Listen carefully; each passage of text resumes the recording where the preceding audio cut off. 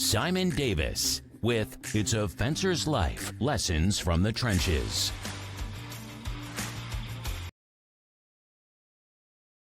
G'day guys, and welcome back to A Fencer's Life, Lessons from the Trenches.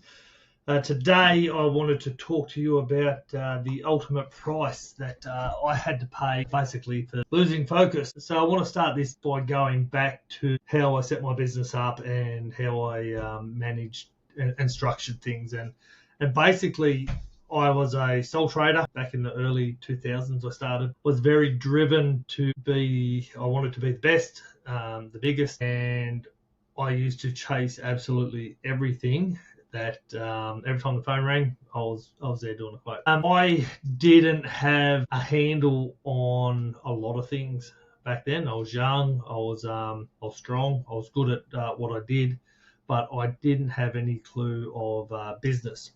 So I hired a business coach, and this was early 2002, I think, when I hired this fella. It cost me a bomb back then, but it got me on track to know what was what in my business. So I had the coach for 12 months. I restructured the business a little bit, but the way as a sole trader, I left everything, my mortgage, my house, everything else was in my wife's name, so I wasn't on it for safety reasons and security reasons.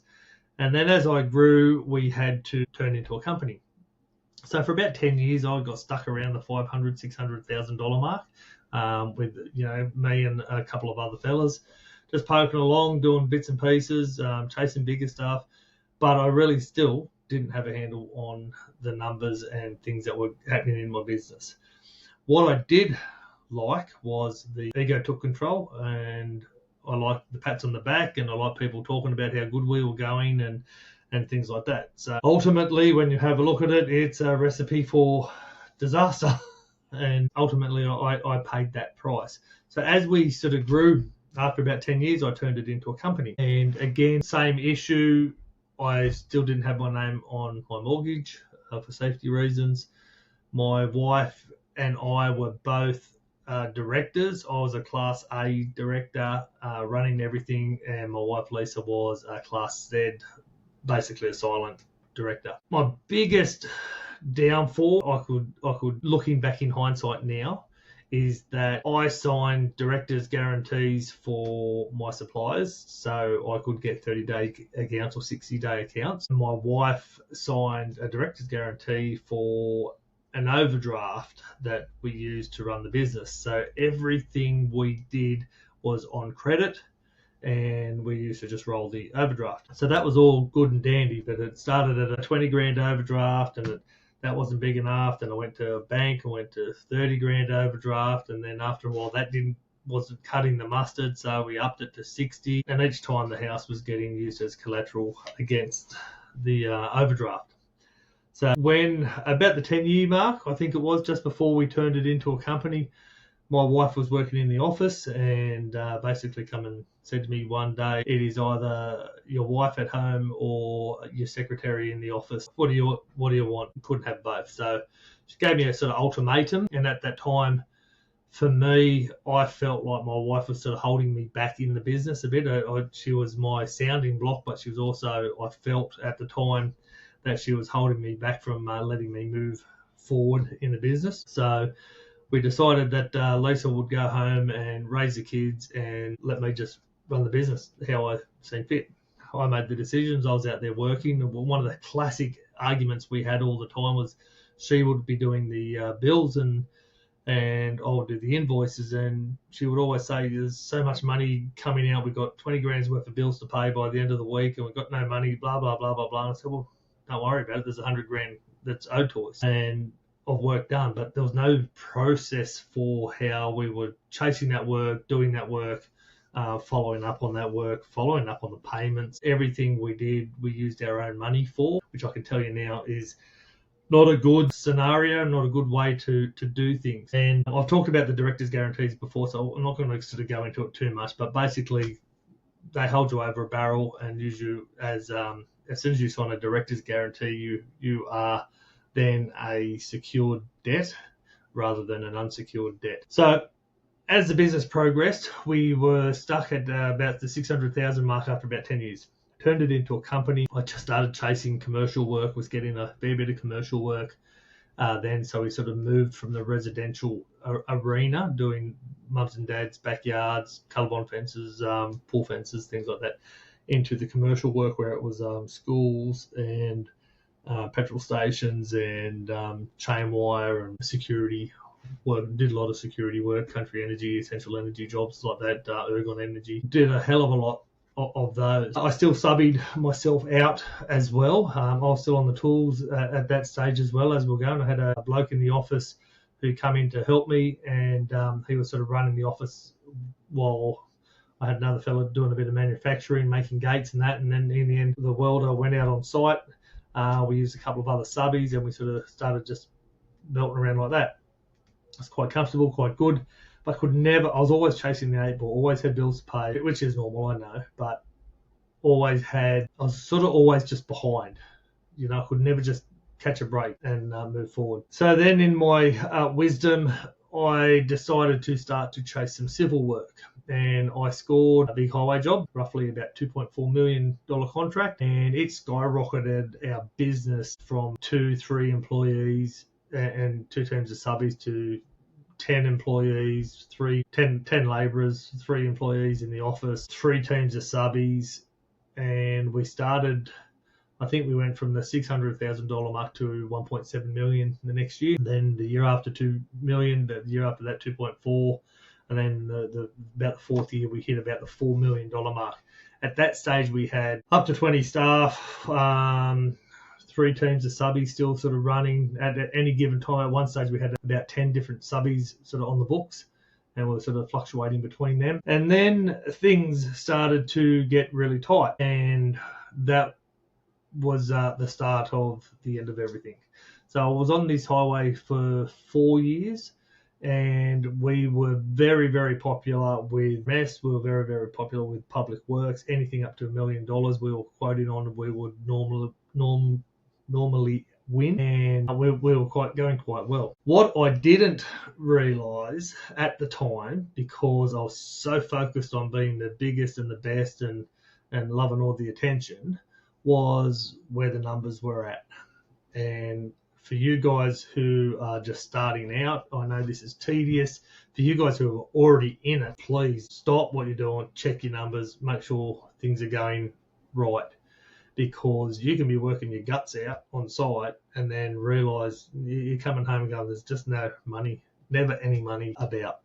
And it took me to fall over and lose absolutely everything to get a real kick in the ass and a slap up the side of the ears and realise what I was doing wrong. And I just couldn't be told, So I've had to wear that. I've had to look myself in the mirror and have a good hard think about where things were. But what happened with that side of things was we were making a good 25% markup on most of our things that we were doing. How the big highways work is a lot of the work up front, early works, is very, very profitable. But the longer you're there, the more the profit drains out, because then all of a sudden you have defects to attend to. And after 3 years, we were doing a lot of rural, chain wire, things like that, then boundary fencing. The defects started to come into play. Now, I, in all my glory and wisdom, I had work orders signed off by engineers for every section of fence that we had done, completed, quality assured, everything else, conformance, signed off, done. So in my head, that was everything was kosher, and we were paid for that section of fence, and off we go to the next bit. Quality was done, defect free. 3.5 years down the track, when things are pushing to open, they would then go and do the company I was working for would go and do a big defect list, walkthrough, defect everything, and make sure everything's up to square. So that could be loose wires, it could be grass over wires, it could be tree on a wire broken or whatever. Now, a lot of that wasn't our fault, and a lot of that we got paid to go and rectify because I had those work orders signed off. What I fell over with in one instance was I was getting paid for an extra line item in my contract that I had put in there for a specific purpose, because I couldn't measure the quantity on the job of how many we would need. So it was an extra and over item. So for all of the one section of fencing that we were doing, we got paid for it. As soon as we moved into a different type of section of fencing, the powers to be changed hands, and the tier one company that I was working for was bought out by another bigger tier one company, and they merged, and life became a living nightmare. So when I was out there working, I was using, as I said, started earlier, I was using my own money. So I was throwing in my own money, using the overdraft, throwing it back into the business all the time, churning it. Basically, we got to a $200,000 overdraft. We were churning every month. My bank manager was ecstatic because all she said was, I don't care, as long as you turn that bank overdraft completely in 12 months. We were turning it monthly for the best part. When things started to tighten up, and because we were so reliant on that cash flow from this big one company, I had all my people there. I had all my eggs in one basket. What happened was I became a yes man. And I used to get, my son was out there working on the highway as one of my supervisors, and he would go and get work orders signed off, and he'd go and he was really good at going and finding more work for us. So we made an extra $2 million on variations on this one job over that period of time. But on average, some months when we first started, we were earning about $100,000 a month, and as it sort of ramped up, we got to 200 a month. One month I looked at it, and we turned over 220K and spent 200 to get it. So we were buying materials, keeping everybody flowing. Then the next month it would, we made 20 grand for the month, and it was like, well, this is not happening the way I envisioned it. The next month we turned over 180, and we made 95 grand. So it was sort of buy materials 1 month, book everything up, and it would smash us, and we'd just plow through the work, and the next couple of months we'd have good pay, then we'd chocolate everything up again and go that way. What happened when I became a yes man, I started to notice that one of the line items of my contract was not getting paid. So we started chasing it down, and we had lots of meetings with supervisors and contract managers and construction managers and high up. And basically they would smile, pat me on the back and say, you're doing a great job, Simon. Your team's awesome. You're awesome. Stroke my ego. This is the point I'm getting to. Stroke the ego and send me on my way and say, we'll sort it out later. So when we finished the highway was open, we had just scored another major highway 200 k's down the road, and we were owed $450,000 roughly off this one job from this one line item. When I went and chased it up and really started to put the hammer down, I was met with blank looks, disgust, not my problem. Construction managers, contract managers, directors had all been rearranged and moved. They become a faceless company, and I basically had nothing. So I jumped on ABC radio, deputation at local council. I sent my local member. They took, and one good thing come about. There was a lot of phoenixing going on from these different companies, and other companies not paying their subbies and blah, blah, blah, blah, blah. And the Security of Payments Act in New South Wales was changed because of that scenario, because there were so many blokes falling over. And I wasn't the only one.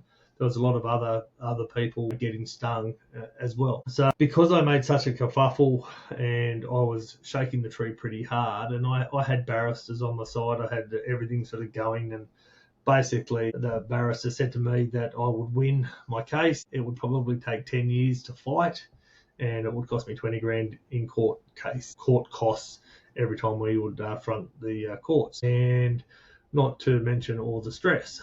So he said, my advice is, if you can get them to give you anything, take it and run, and chalk it up to a bad experience or experience, and move to the next job. So basically that's what I did. I was offered 150 grand out of the 450. Deed of release, sign this, shut up, off you go. And the release, there's no comeback. I did that in hindsight now, just to take that 150. And as I said, I become a yes man for the best part, because I couldn't afford to lose a month's pay, because that would have crippled me back early on as well. So I basically just did what I was told, and suck it and see. That that crippled my cash flow for the start. That was the start of it. Moving down the track, 3 years later, down on the next highway project, and they were a good company that I was working for, had good people down there. Similar thing happened, good money at the start, poor money at the end when the defects start happening and people are chasing and things were very tight. We were feeling the pressure in the office. I decided to call it quits, pull the pin, and let the chips fall where they may. And because of that, some people got burnt. I definitely got burnt. I lost my home.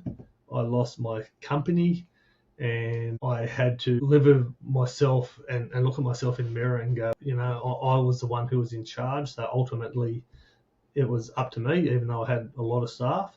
But I was at the helm, so the captain goes down with the ship. That was me. I had to wear it. One of the things I didn't look at, and I started to when I had to liquidate the company, and I ended up having to go bankrupt myself. One of the big things I started to look at was all of my numbers and what was actually happening in my business. So I had to dissect it, redissect it, throw it apart, pull it apart, look at it upside down, inside out, back to front, and see what was happening. And can tell you, I found so much evidence of other things that were happening that I was not aware of because I wasn't focused on it.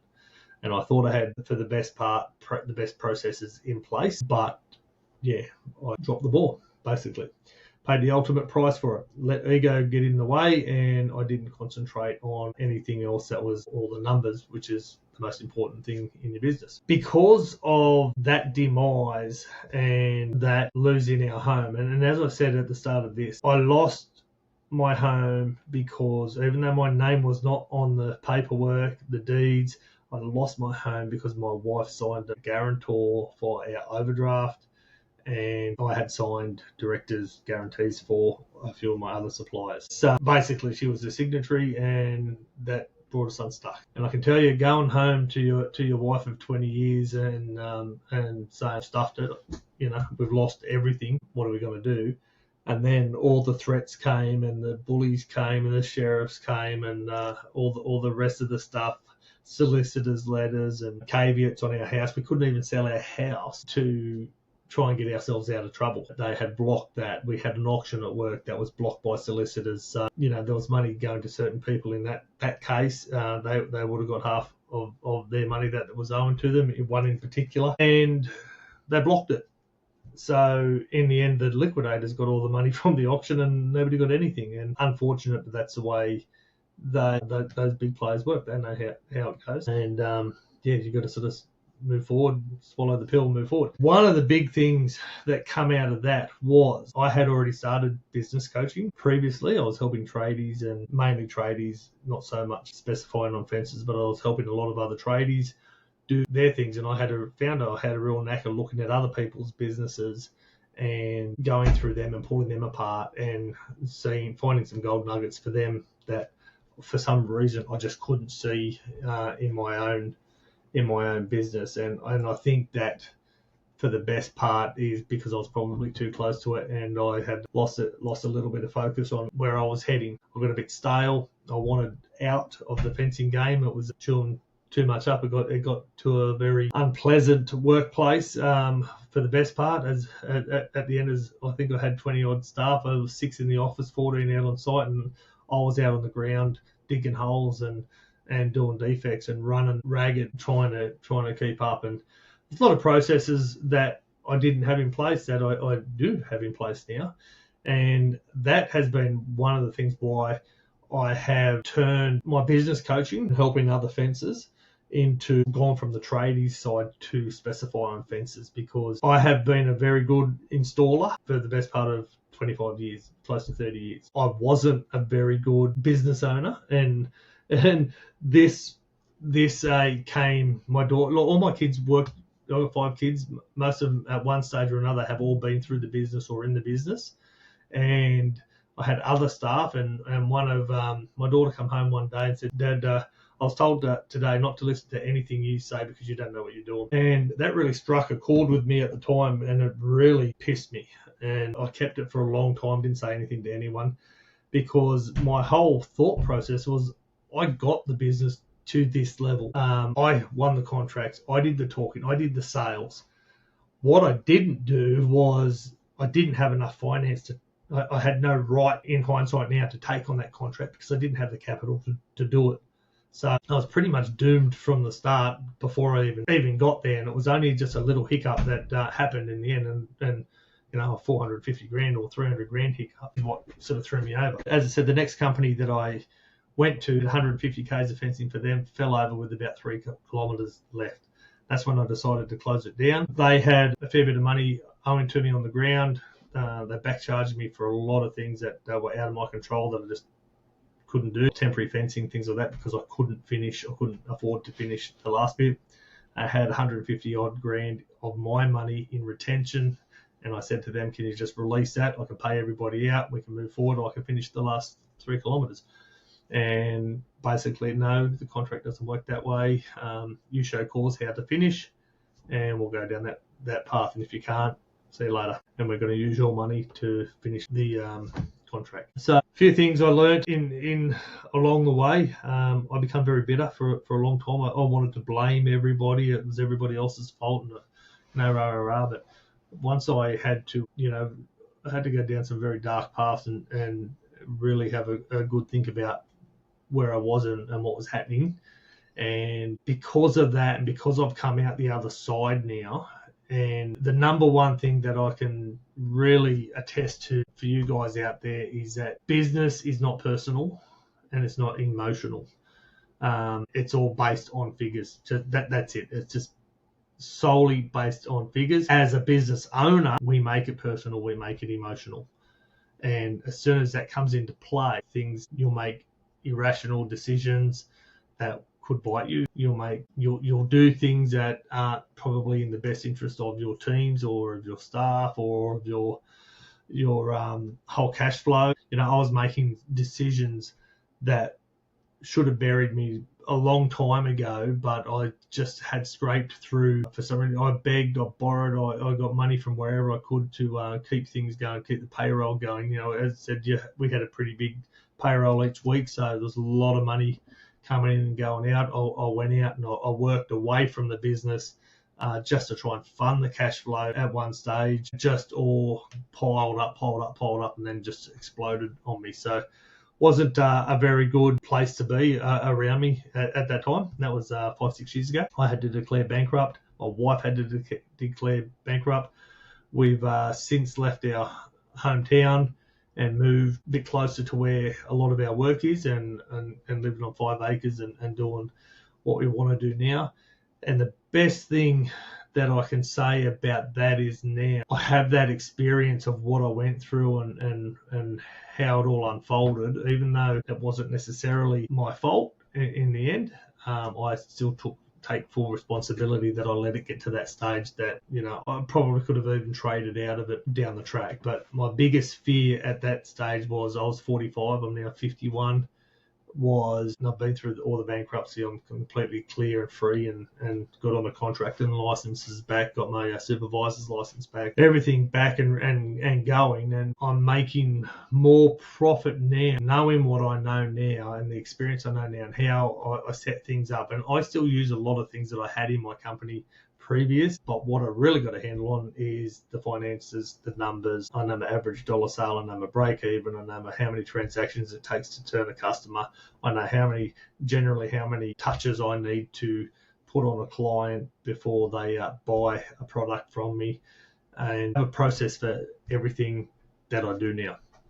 And that's the one thing that I'm so passionate about in this game. We're in such, dare I say, unprecedented times, and we've got so much work on the eastern seaboard, especially through the metro areas, through the cities, and into the larger regional areas where we've had bushfires and we've had COVID hit us, we've had floods hit us. There's just so much happening, and the government's throwing so much money back at us to get infrastructure going and to do things, and it's really good times for fencers and for the skilled trades and the industries. And that's why I'm so passionate about our industry becoming that next step and trying to get a trade qualification for us.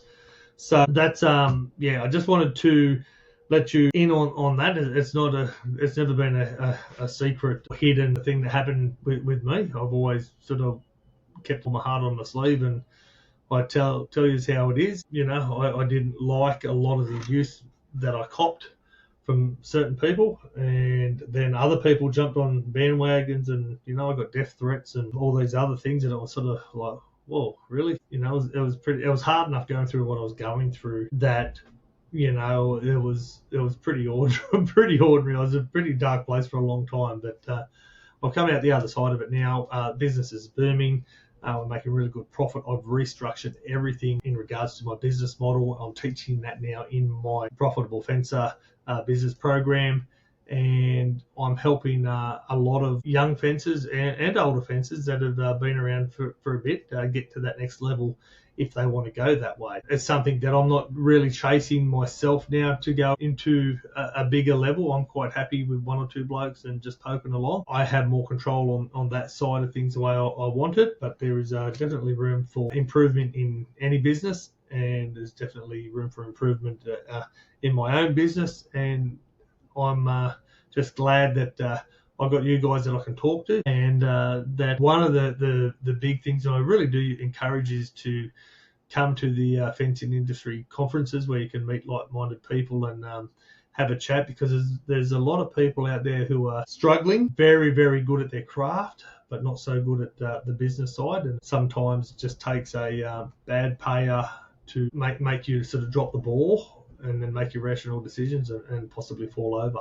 And from the gents and the women that I've talked to over the last 5 years, in both the trades and just in the fencing world, it is far more common than what you believe. And I was quite pleased with myself. The old adage was, most businesses fall over within 7 years or 5 years or something like that, and then the 80% of those that remain fall over in 10 years. And I used to judge my business on those marks, and it's just ridiculous. What you need to judge yourself on is your profit margins. Make sure they're exactly where they need to be. One of the big things that I see, and I'm not sure why we do it here in Australia, but the builders set a precedent where they're making the money and cost plus or whatever. But when we contract to them, they sort of try to screw us down a fair bit. So I don't do a lot of work for a lot of builders. They just sort of come and go, and I'll get some here and there. I'm not really interested. But for us, some of us are charging 35% GP, trying to get 25 or 35% markup, trying to get 25% gross profit. From what I'm hearing, a lot of the people now are trying to lift that to 50% GP, and what that means for a smaller business. For one business, if you're doing your 25% GP, and to hit that, you've got to do 1.5 million sales. For the next bloke, down the corner, and he's hitting his 50% GP, he's only got to do $1 million worth of sales. It's a massive difference in headspace. It's a massive difference in financial space. It gives you room to operate and to move a bit more freely and a bit more flexible. And that's something that we should all be attaining to, I suppose, because there's a lot of people that just want to go out there and say, oh, you're just ripping the customer off. And that's the furthest thing from the truth. You are very good at your skill, your craft. You should be charging accordingly for it, not giving it away. And you've got to make sure you're charging for it, because if something happens, you've got no backup and you will fall over. And it could be simple that a machine might catch on fire, or it's not insured, and all of a sudden you've got to spend 30 grand out of it. You might have a car crash, or something that is just so far outside of your control can be so devastating to your business if you don't put proper systems and processes in place. That's it for me, guys. I'm very, very thankful that you're here, and I'm very grateful that you listen to my story.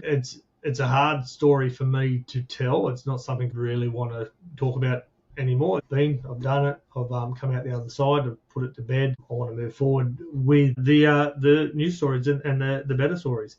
And looking forward to getting some of you guys on and having a chat and go from there. So thank you very much. Simon, Profitable Fencer, Stay safe out there. Thanks again for listening to the Fencer's Life podcast. Be sure to follow on Twitter, Instagram, or the free Facebook group, The Fence Posts. And of course, Simon's personal Facebook, facebook.com/Simon M. Davis 1. And also check out Spotify to get weekly episodes. If you believe Simon can help you make a difference in your fencing business, please reach out to him on Messenger or visit his coaching mentoring site at theprofitablefencer.com. Until then, stay safe and happy fencing.